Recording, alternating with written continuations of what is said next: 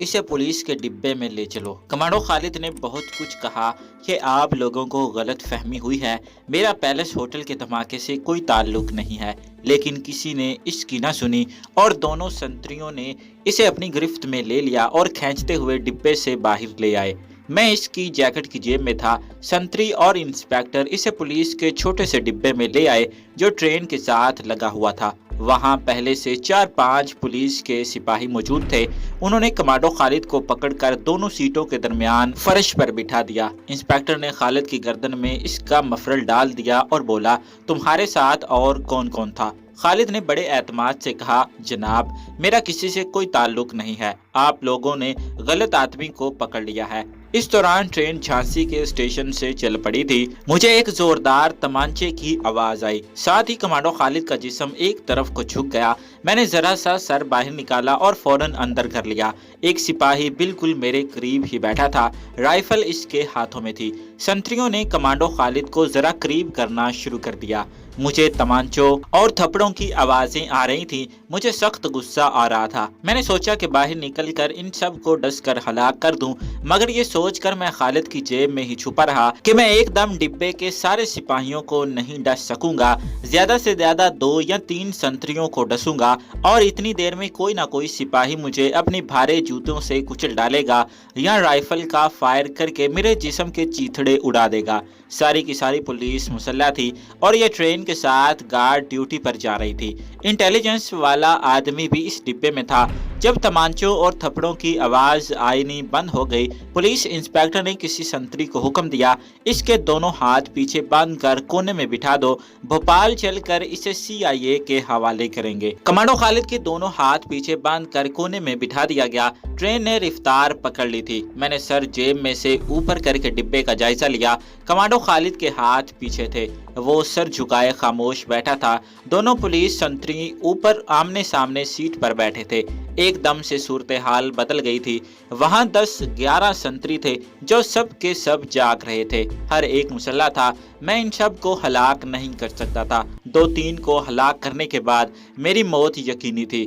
फरार की कोई सूरत नजर नहीं आती थी। भोपाल में CIA के हवाले कर देने के बाद कमांडो खालिद के बच निकलने की सारी उम्मीदें डूबने वाली थीं। फिर मैं भी इसे नहीं बचा सकता था। ट्रेन भोपाल की तरफ पूरी रफ्तार से दौड़ती चली जा रही थी। मुझे नीचे से खालिद का सूजा हुआ चेहरा और होंठों के किनारे पर जमा हुआ खून डिब्बे की रोशनी में साफ दिखाई दे रहा था। खालिद ने गहरा सांस लेकर अपना सर ऊपर उठाया और संतरी से कहा, मैं लैट्रीन जाना चाहता हूँ। संतरी ने इसे झिड़क दिया, बक बक बंद करो, चुपके से बैठे रहो। थोड़ी देर बाद खालिद ने फिर कहा, मुझे लैट्रीन जाना है। पुलिस इंस्पेक्टर जो जरा परे बैठा था कहने लगा, प्रकाश चंद इसे ले जाओ लैट्रीन। संतरी ने कमांडो खालिद को बाजू से पकड़कर उठाया और लैट्रीन के दरवाजे के पास ले गया। खालिद ने कहा, मेरे हाथ खोल दो, मैं लैट्रीन में से भाग नहीं जाऊंगा। संतरी ने इसके दोनों हाथ खोल दिए। कमांडो खालिद ने लैट्रीन में आकर इसके दरवाजे की चटखनी लगा दी और कमोड के पीछे दीवार की खिड़की के शीशे के चौखटे को दोनों हाथों से बाहर को धकेला। मैंने आहिस्ता से पूछा, क्या कर रहे हो? इसने कहा, आगे दरिया आ रहा है, मेरे पास फरार का यही एक मौका है, ये मौका निकल गया तो मेरी मौत यकीनी है। मैंने कहा, चौखटा तो बंद है। वो बोला, यही देख रहा हूँ। खिड़की के चौखटे पर ऐसा शीशा लगा था जिसमें से बाहर का मंजर नहीं नजर आता था। मैं इसकी जेब से सर निकाले इसे देख रहा था। वो जोर जोर से खिड़की के चौखटे को धक्के दे रहा था। गाड़ी के शोर में इसके धक्कों की आवाज जाहिर नहीं हो रही थी, वो आवाज भी गाड़ी के शोर की आवाज का हिस्सा मालूम होती थी। डिब्बे के पहिए बड़ी जोरदार आवाजों और गड़गड़ाहट पैदा करने लगे थे। शायद यहाँ 2-3 कांटे बदले जा रहे थे। कमांडो खालिद ने चौखटे पर जोर से अपना कंधा मारा। चौखटा उखड़कर दूसरी तरफ गिर गया। बाहर से ठंडी हवा के तेज झोंके और शोर अंदर आने लगा। मैंने कहा, खुदा के लिए बाहर छलांग ना लगाना, मारे जाओगे। वो बाहर झांक रहा था।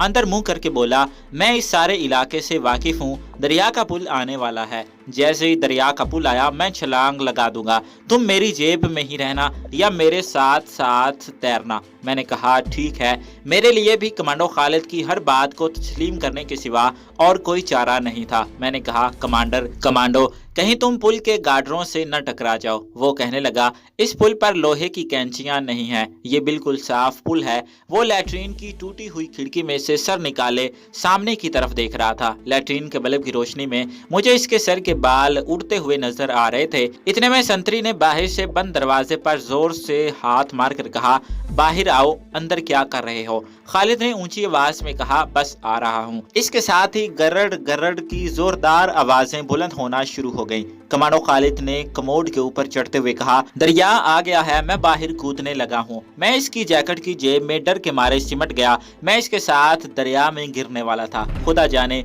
ये कितना बड़ा और कितना गहरा दरिया था। सांप दरिया में तैर लेता है, मैं भी तैर सकता था, मगर एक नामालूम सा खौफ मुझ पर तारी हो गया था। बाहर से संतरी ने खालिद को गाली देकर कहा, दरवाजा खोलो, नहीं तो मैं फायर कर दूंगा। इस वक्त कमांडो खालिद खिड़की के चौखटे में से अपनी टांगें बाहर निकाल चुका था। फिर इसने हाथ छोड़ दिए। मुझे ऐसे लगा जैसे मैं किसी पैराशूट के साथ बंधा हुआ हूँ और पैराशूट खुल नहीं सका और मैं बड़ी तेजी से नीचे जा रहा हूँ। ये कैफियत या मुश्किल 2 सेकंड तक रही और फिर धड़म की आवाज आई और जेब में पानी भर गया। कमांडो खालिद दरिया में कूद चुका था। मैं जल्दी से पानी में से बाहर निकल आया, लेकिन अभी तक मैं दरिया की तह में ही था, क्योंकि कमांडो खालिद दरिया में कूदने के बाद पानी के अंदर काफी नीचे चला गया था। मैंने दरिया की सतह पर आने के लिए जद्दोजहद शुरू कर दी और चंद लम्हों के अंदर मैं दरिया की सतह पर आ गया। रात की तारीकी में मुझे दरिया नजर आ रहा था। दरिया की लहरें बड़ी तेजी से मुझे एक तरफ बहा ले जा रही थी। कमांडो खालिद मुझे दरिया की सतह पर कहीं नजर न आया। फिर इसका सर पानी से उभरा और इसने हाथ पांव चलाना शुरू कर दिए। मैंने इसे आवाज दी तो इसने मेरी तरफ मुड़कर देखने की बजाय ऊंची आवाज में कहा, दरिया के दूसरे किनारे की तरफ चलो। मैंने दरिया के दूसरे किनारे की तरफ रुख कर लिया। मैं चूंकि सांप के रूप में था, इसलिए कमांडो खालिद के मुकाबले में दरिया की सतह पर बल खाता ज्यादा तेजी से तैर रहा था। हम इस वक्त दरिया में कूदे थे जब ट्रेन दरिया के दरमियान पहुंच चुकी थी। दूसरे किनारे के दरख्त मुझे दिखाई दे रहे थे। मैं कमांडो खालिद को भी देखता जा रहा था। दरिया अगरचे सैलाबी नहीं था, मगर इसका पाट काफी चौड़ा था। कमांडो खालिद को तेज मौजों को एक तरफ से काट कर किनारे की दूसरी तरफ तैरना पड़ रहा था, जिसकी वजह से इसे काफी हाथ पांव मारने पड़ रहे थे। फिर ऐसा हुआ कि खुदा जाने दरिया में कैसे पीछे से एक बहुत तेज रफ्तार मौज आ गई, जिसने कमांडो खालिद को एक दफा ऊपर उठाया और फिर इसे मेरी निगाहों से ओझल कर दिया। दरिया में आमतौर पर इस किस्म की अचानक मौजें नहीं आया करती, मगर मालूम नहीं ये लहर पीछे कहां से और किस वजह से दरिया की सतह से 3-4 फीट बुलंद होकर चली आ रही थी। इस मौज ने मुझे भी ऊपर उठाकर नीचे झटक दिया, मगर मुझे सांप होने का ये फायदा हासिल था कि मैं हर किस्म के तूफानी मौजों में से तैर सकता था। मैंने दरिया पर आगे की तरफ और दूसरे किनारे की जानब निगाह दौड़ाई। कमांडो खालिद मुझे कहीं नजर न आया। मैंने इसे आवाज दी, मगर किसी तरफ से जवाब में खालिद की आवाज न आई। इतना मुझे इत्मीनान था कि कमांडो खालिद डूबेगा नहीं, क्योंकि वो बड़ा अच्छा तैराक था। शायद दरिया की तेज मौज इसे मुझसे दूर ले गई हो। मैं दरिया के बाईं जानब वाले किनारे की तरफ तेजी से तैर भी रहा था और खालिद को थोड़ी थोड़ी देर बाद आवाज भी दे रहा था। दरिया पर रात की गहरी खामोशी छाई हुई थी।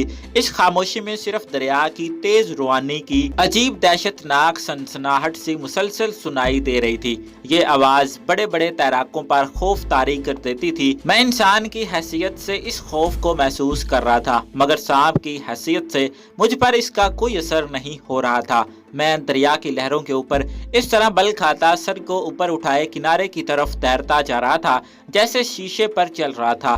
किसी वक्त कोई तेज लहर आ जाती तो मैं गर्दन के नीचे तक पानी में डूब जाता। कमांडो खालिद की मुझे परेशानी लगी हुई थी। मैं दरिया के पाट को आगे की तरफ भी देख रहा था और किनारे की तरफ भी देख रहा था, मगर वो मुझे कहीं नजर नहीं आ रहा था। दरिया का किनारा आहिस्ता आहिस्ता करीब होता जा रहा था। मैं दरिया में आधे डूबे हुए सरकंडों की झाड़ियों में से निकलता हुआ दरिया के किनारे पर चढ़ गया और दरिया को देखने लगा। कुछ समझ में नहीं आ रहा था कि दरिया की ऊपर को उठी हुई तेज रफ्तार मौज कमांडो खालिद को कहां ले गई है। मैं सांप की शक्ल में था और ये आप भी जानते हैं कि सांप अंधेरे में भी देख लेता है। मुझे दरिया का पाट दूसरे किनारे तक नजर आ रहा था। अगर कमांडो खालिद दरिया में किसी जगह तैर रहा होता तो मुझे जरूर दिखाई देता, लेकिन दरिया का पार्ट दूर तक खाली था। कमांडो खालिद को दरिया की तेज रफ्तार मौज ने मुझसे जुदा कर दिया था। ये बात मेरी परेशानी और तशवीश का बायस थी। अब इसकी मजीद तलाश बेसूद थी। मैं एक बार फिर अकेला रह गया था। इस तरफ दरिया का किनारा ऊंचा था। मैं मिट्टी की एक ढेरी के ऊपर बैठा था। कमांडो खालिद की जुबानी मुझे मालूम हो चुका था कि आगे ललितपुर का शहर नजदीक है और इसके आगे भोपाल भी ज्यादा दूर नहीं है। इसका मतलब था कि मैं जमीला से ज्यादा दूर नहीं था, लेकिन मैं आदमी के जिस्म में भी नहीं था, सांप के रूप में था। और सांप के लिए एक शहर से दूसरे शहर तक पहुंचना इतनी आसान बात नहीं थी। दूसरा, मुझे ये भी मालूम नहीं था कि मुझे किस तरफ जाना है। कमांडो खालिद ने दरिया में छलांग लगाने के बाद उबरते हुए कहा था कि दरिया के दूसरे किनारे की तरफ चलो। इसका मतलब था कि ललितपुर को रास्ता दरिया के दूसरे किनारे की तरफ से ही जाता होगा। मैं इन बातों पर इंसानी दिमाग से गौर भी कर रहा था और सांप की हैसियत से आसपास के दरख्तों का जायजा भी ले रहा था। हर तरफ रात का सन्नाटा और तारीखी थी। दूर दूर तक कोई रोशनी टिमटिमाती दिखाई नहीं दे रही थी। जिन दरख्तों के नीचे मैं मिट्टी की ढेरी पर कुंडली मार कर बैठा था, इनके आगे बाईं जानब मैदान था। इतनी दूर से मैं साफ नहीं देख सकता था। मैदान में या तो झाड़ियां थीं या खेत थे। इसके आगे अंधेरा था। मैंने सोचा कि मुझे दरिया के किनारे किनारे चल पड़ना चाहिए। हो सकता है आगे ललितपुर का ही शहर हो और ये दरिया शहर के दरमियान से या करीब से गुजरता हो। ये ख्याल भी था कि मुझे रात के अंधेरे में जितना फासला तय कर सकता हूँ कर लेना चाहिए। दिन निकल आया तो इसकी रोशनी में मैं दूसरों की नजरों में आ जाऊंगा और लोग मुझे मारने की कोशिश करेंगे। मैंने दिल में खुदा को याद किया और दरिया के किनारे किनारे आगे की तरफ तेजी से रेंगना शुरू कर दिया। सांप के रूप में आने के बाद मुझ पर सांप की बस ऐसी खसूसियात का इल्म हो गया था जिन्हें सपेरे भी शायद न जानते हो। मसलन सांप जब तेजी से रेंगता है तो शुरू में इसे बड़ी दिक्कत महसूस होती है, लेकिन जैसे जैसे वो आगे बढ़ता जाता है इसकी रीढ़ की लचकीली हड्डियों में अपने आप चिकनाई पैदा होना शुरू हो जाती है, जो तेल का काम कर देती है और सांप को थकावट महसूस नहीं होती। कुछ देर बाद मैं 4-5 मील का फासला तय कर गया था। इसके बाद मुझे थकावट महसूस होने लगी और मैंने अपनी रफ्तार आहिस्ता कर दी। इस दौरान मैं दरख्तों से निकलकर एक खुले इलाके में आ गया था जहां कहीं कहीं फसलें उगी हुई थी। इसका मतलब था कि इंसानों की आबादी या कोई गांव करीब ही है। मैं रेंगते हुए कभी मिट्टी के ढेरियों और छोटे छोटे टीलों की ओट में आ जाता और कभी बाहर निकल आता। मैं अभी तक दरिया के साथ साथ जा रहा था। एक जगह काफी फासले पर मुझे रोशनी के 2 नुक्ते झिलमिलाते दिखाई दिए। शायद कोई गांव था। ये इलाका इंडिया के वस्ती घने जंगलों का इलाका था, मगर वहाँ कोई जंगल नहीं था। ये इस बात की दलील थी कि आगे शहरी आबादी शुरू होने वाली है। रात अभी काफी बाकी थी। मैंने एक बार फिर अपनी रफ्तार तेज कर दी। 4-5 मील तक तेजी से रेंगता चला गया। इसके बाद फिर रेंगने की अपनी नॉर्मल रफ्तार पर आ गया। काफी देर के बाद मुझे दूर रोशनियां नजर आने लगी। ये रोशनियां किसी शहर की मालूम होती थी। मैंने अपना रुख इन रोशनियों की तरफ कर लिया और दरिया के किनारे से उतरकर खेतों के दरमियान जो पगडंडी बनी हुई थी इन पर चलने लगा। रोशनियां करीब होती जा रही थी। मुझे यकीन था कि ये ललितपुर शहर की रोशनियां ही हो सकती हैं। जैसे जैसे मैं आगे बढ़ रहा था कुछ और रोशनियां भी दिखाई देने लगी थीं। मैं अभी तक खेतों में चला जा रहा था। ये सारे जेर काश्त खेत थे। किसी खेत में फसलें खड़ी थीं, कहीं पानी दिया हुआ था। खेतों के किनारे पर कहीं कहीं ताड़, नारियल के छतरियों वाले बुलंद दरख्त भी थे। मेरा ख्याल था कि आधी रात का वक्त हो गया होगा। यही वजह थी कि किसी खेत में कोई किसान वगैरह नहीं नजर आता था। दूर जो रोशनियां थी वो पहले झुरमुटों की शक्ल में नजर आती थी, अब फैल गई थी। दरिया भी शायद दाएं जानब मुड़ गया था। मैं रोशनियों की तरफ बढ़ता जा रहा था। एक जगह खेत खत्म हो गए और मैं एक सड़क पर निकल आया। सड़क पर रोशनी का कोई खंबा नहीं था।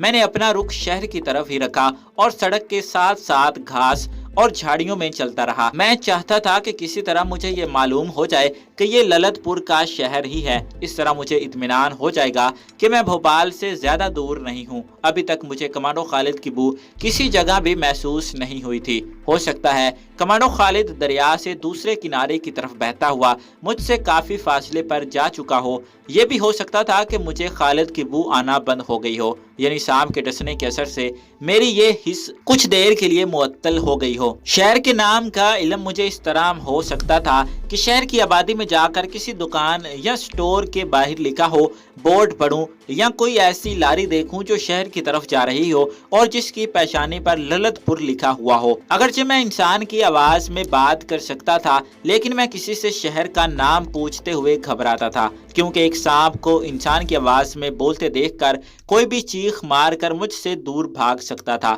चूंकि वो रात का वक्त था, इसलिए शहर की आबादी में जाना मेरे लिए इतना खतरनाक नहीं था। जाहिर है इस वक्त सड़कें खाली होंगी, लोग घरों में सो रहे होंगे। अगर किसी दुकान या स्टोर के बोर्ड पर ललितपुर लिखा हुआ होगा तो मैं आसानी से इसे पढ़ सकूंगा। मुझे पता नहीं था कि शहर का रेलवे स्टेशन किस तरफ है, वरना मैं इस तरफ जाता। सड़क आगे जाकर एक और सड़क से मिल गई, जहां बिजली के खंभों पर बल्ब रोशन थे।